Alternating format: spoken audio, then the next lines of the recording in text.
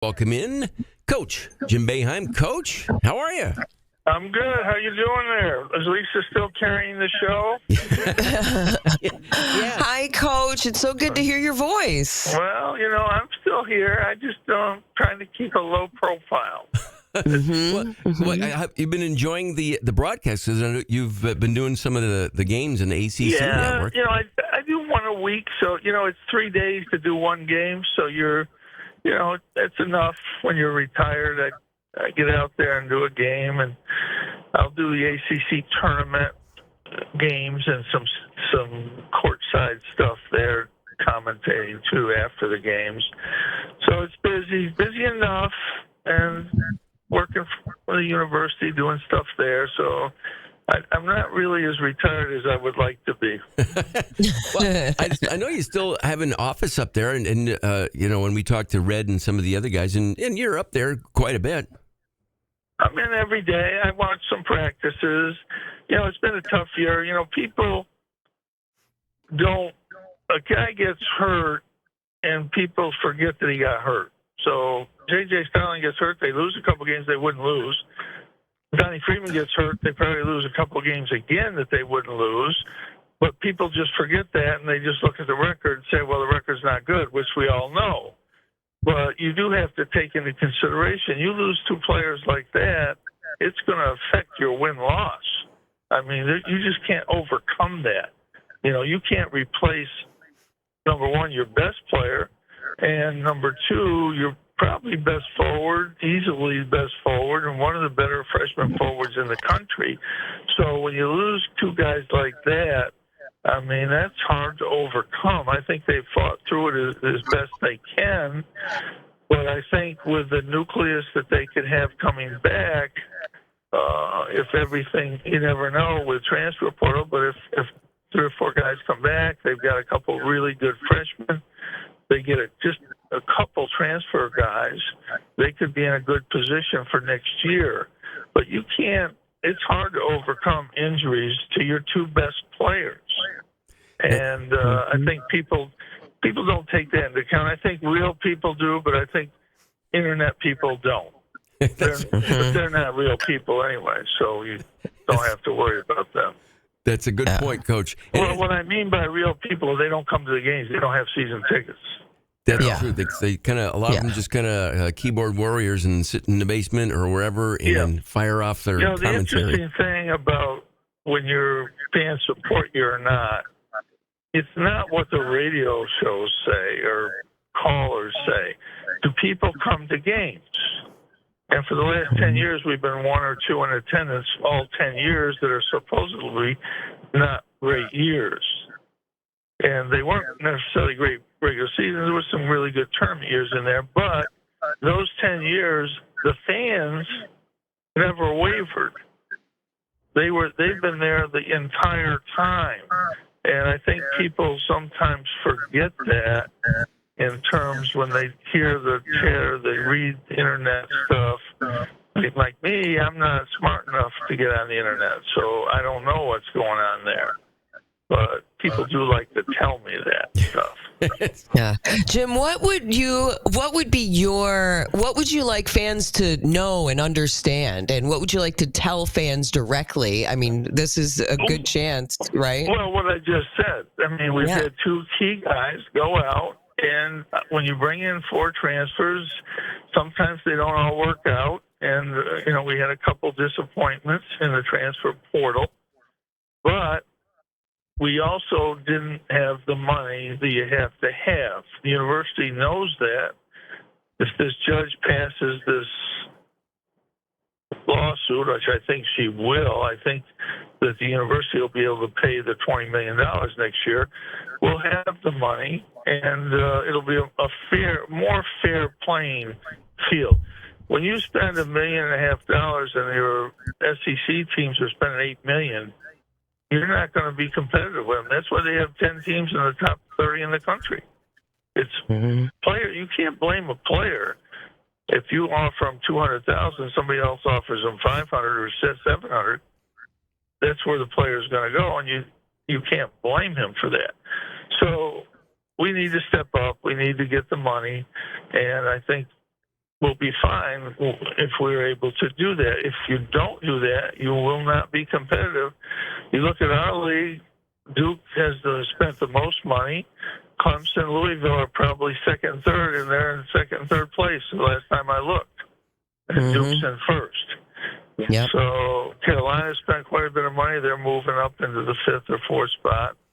So it's about that. SMU spent money, and they're in the fourth or fifth spot. So that's the reality of the game today. I think the fans know that now.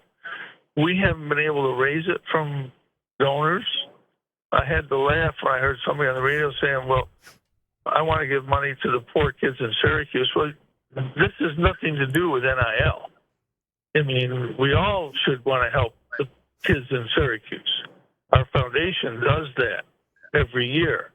But NIL is money for athletics, which has nothing to do with the poverty rate in Syracuse. That's just comical. Most of our big donors don't even live in Syracuse.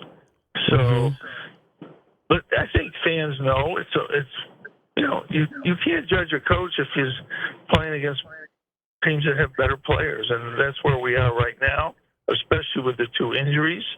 That would have made a difference. But there's no question we have to be successful in the transfer portal at the center position, at the guard position. Everybody knows that follows basketball. And I think hopefully we can get the guys that we need to come back. And I think we will have the money to be able to do that. And then we'll be able to see, where we are in terms of the basketball program. But that's the bottom line. I think all the fans know that. I don't think there's anybody that doesn't realize that you have to spend money to acquire the best players. And it's funny because even if you do that, Florida State spent tons of money on football. They won 3 games this year. It's not just the money. You gotta get the right guys, and that's not easy to do. Baylor spent a lot of money, and they're struggling to even make the tournament. Kansas State spent huge money. They spent $2 million on one player, and they don't have a winning record. So you have to have the money to be competitive, but you also have to find the right guys, and it's just like it used to be, really.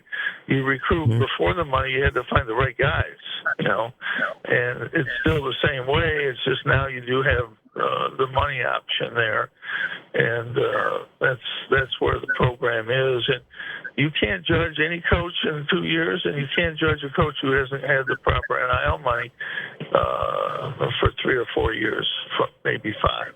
So we'll see how it all turns out. I think Fran Brown is a great story on how he raised NIL money, he spent NIL money, and had a great football team this year. And obviously he got a little lucky that he had a relationship with the quarterback, and we got one of the best quarterbacks in the country, if not the best quarterback in the country this year. True. That's hard to do. And when you look at that football schedule, it's the most difficult football schedule I've ever seen. Yeah. For Syracuse or for most anybody else. 4 teams on the road that were in the college football playoff, something like that, or close to it. Sure. That's daunting, but I have a lot of faith in Coach Brown. He'll figure something out. But I just think we're in a position where without the injuries, we would have been better. We need to be better in the transfer portal. Everybody knows that. Coaches know that. But we didn't have the money last year to be better. And hopefully we will be able to do that this year. So Coach Boeheim here on the... Coach, you're now on the celebrity hotline, by the way. In case you didn't know, that was the number that we call you in from. But on the TBT, that announcement was made earlier this week, and there's a chance, maybe outside chance, you're courtside to coach the team? I'm going to be very much in an advisory role and help put the team together, and I think we'll get a good coach. But I will be definitely in an advisory role. At a certain time in your life, you're done coaching. I'm done coaching pretty much. But I want to help with the team and encourage guys to come back. And I think with Mr. Weissman involved, we'll get enough good players that we'll have a chance to win that thing. All right. And really, if the fans show up, if we get enough fans, we'll get the tournament the whole way in Syracuse. That's a good point. All right. It's fun to have at the SRC Arena. Home court's a big deal in this thing. You know, everybody knows that. So hopefully we'll get that done. It'll be fun. Looking forward to that. All right. Well, Coach, and everybody's well, All right. and the boys are doing good, and the family's well? Yeah, everybody's good. And now when I hang up, everybody can call in and tell you how wrong Boeheim is again. So just make sure you tell them I'm not listening. Okay, so, got it. You know, Thank you, take it Coach. easy. Take care. Bye. Safe travels. Yeah. Yep. Talk to Bye, you soon. Coach.